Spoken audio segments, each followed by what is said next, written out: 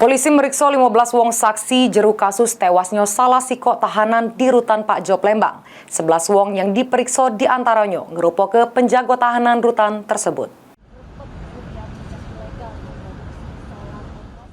Kasus tewasnya tahanan rutan kelas 1 Pak Jo Plembang bernama Irohmin masih terus bergulir diselidiki oleh unit 2 Jatanras Polda Sumsel.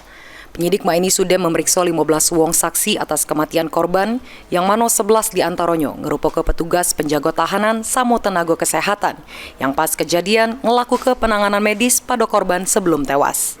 Selain itu, beberapa tahanan yang pas kejadian sekamar dengan korban juga diperiksa oleh penyidik.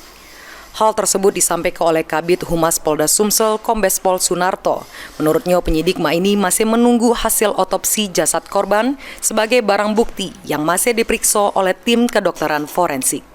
Jatanras saat ini sudah memeriksa setidaknya 15 orang saksi, ada 11 sipir, kemudian perawat, dokter yang menangani kala itu.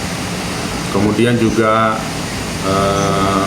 penyidik berkoordinasi dengan jaksa, karena ini tahanan ini titipan jaksa ya di sana, untuk memeriksa keterangan beberapa napi di sana yang saat itu berada di satu ruangan sel dengan